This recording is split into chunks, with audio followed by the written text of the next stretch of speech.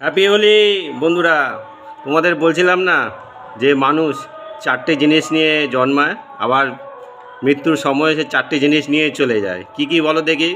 প্রথম বলেছিলাম কাল। এই কাল হলো যেটা মহাকাল ঠিক করে দেয় জন্ম থেকে মৃত্যু পর্যন্ত, সেই সময়টা তাই ধরাধামে থাকতেই হবে।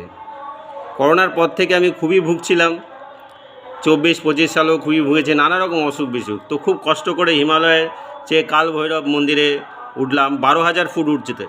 সেখানে গিয়ে মাথাতে গিয়ে বললাম যে বাবা কাল ভৈরব মহাকাল, এত কষ্ট পাচ্ছি, তুমি আমার সময়টা শেষ করে দাও, এখন তুমি আমাকে নিয়ে যাও। তো উনি বললেন যে দেখ বাবা, জন্ম থেকে মৃত্যু পর্যন্ত যে সময়টা দেওয়া আছে সেই সময়টা থেকে থাকতেই হবে, উপায় কিছু নেই। যাই হোক, সেই কাল। তারপরে হচ্ছে কর্ম। মানুষ কর্ম নিয়েই পৃথিবীতে আসে, তাই না? চারজনের নাম আমার এই মুহূর্তে মনে পড়ছে। গৌতম বুদ্ধা, এই চারজনই কিন্তু হিন্দু জন্মগতভাবে। শঙ্কর, শ্রী চৈতন্য মহাপ্রভু এবং স্বামী বিবেকানন্দ। তাদের আগের জন্মের কর্ম খুবই ভালো, সেই কর্ম নিয়ে তারা জন্মেছে এবং সেই জন্য গৌতম বুদ্ধ তিনি সংসার ছেড়ে বেরিয়ে এসেছেন এবং বৌদ্ধ ধর্ম প্রচার করেছেন।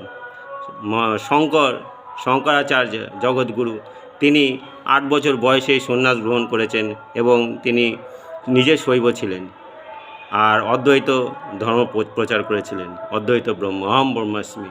শ্রী চৈতন্য মহাপ্রভু তিনিও সংসার ত্যাগ করে সন্ন্যাসী হয়েছিলেন এবং বৈষ্ণব ধর্ম প্রচার করেছিলেন। আর তারপরে আধুনিক যুগে তো স্বামী বিবেকানন্দ নড়েন বিলে, তিনি সারা পৃথিবীতে হিন্দু ধর্মের জয়গান করেছিলেন।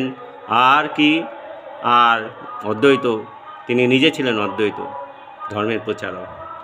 আর এই কর্মের পরে হচ্ছে কি না স্বভাব বা গুণ। 3টে গুণ আছে, সত্য রজ তম। এই 3টে গুণের প্রাবল্য জন্যই মানুষ কেউ সাধু হয়, কেউ ডাক্তার মাস্টার হয়, আবার কেউ চোর ডাকাত এগুলো হয়। তবে এই গুণ একটা থেকে আরেকটা অনুশীলন দ্বারা এগুলো কনভার্ট করা যায়। তাহলে কাল, কর্ম এবং স্বভাব গুণ এবং শেষে বলছি নাম। ভগবানের নাম করলে কিন্তু এগুলো থেকে কেটে বেরিয়ে যাওয়া যায়, মোক্ষ লাভ করা যায়। আরেকজন বিজ্ঞানী সাইকোলজিস্ট, তিনি হচ্ছেন ফ্রয়েড। এই ফ্রয়েড খুবই আধুনিক এবং তিনি বলেছে চারটার সাথে আরেকটা নিয়ে মানুষ জন্মায়, সেটা হচ্ছে কাম বা মানুষের যে ড্রাইভ ফোর্স, ইচ্ছা শক্তি। জন্মের সাথে সাথে যখন সে জনিদ্বার থেকে পৃথিবী ধরাধামে আবর্ত হচ্ছে মানুষের, তখন কি করছে, প্রথমে সেটা মুখে থাকে, ওরাল। হ্যাঁ, সেটা কিন্তু তারপরে সেই ওরাল থেকে ব্রেস্ট ফিডিংয়ের মাধ্যমে সেই ইচ্ছাটা পূরণ হয়। তারপর আস্তে আস্তে সেটা ডেভেলপ হয় এবং সেই কাম শক্তি, যেটা ড্রাইভ ফোর্স, সেটা একটা থেকে আরেকটা মুভ করতে থাকে এবং ডেভেলপ হতে থাকে। তারপর সেটা ফ্যালাসে চলে যায়, সেটা যৌনাঙ্গ এবং অ্যানাসে চলে যায়। তারপর সেখান থেকে অন্য অন্য জায়গায় মুভ করতে করতে তাদের আলটিমেট ডেভেলপমেন্টে পৌঁছায় এবং শেষে মৃত্যুর সময়ও সেই ড্রাইভ ফোর্স এবং সাথে ভগবানের নাম এবং যে সূক্ষ্ম ওম ধ্বনি, যে ফ্রিকোয়েন্সি, সেটা নিয়েই কিন্তু আত্মা দেহ ত্যাগ করে এবং পরবর্তী পুনর্জন্মের জন্য অপেক্ষা করতে থাকে।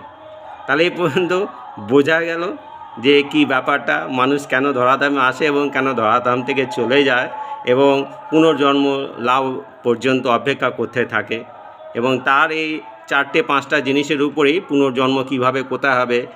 আম্বানির ঘরে হবে, যাতে মুম্বাইতে আম্বানি কোয়ার্টার, যেখানে তার ছাদে হেলিপ্যাড আছে, সেখানে হবে, নাকি ইসলামে হবে, না বেশ্যালয়ে তার জন্ম হবে, সবই কিন্তু এই 4-5টা জিনিসের উপরেই কিন্তু ডিপেন্ড করে। সুতরাং বন্ধুরা সাবধান। Thank you.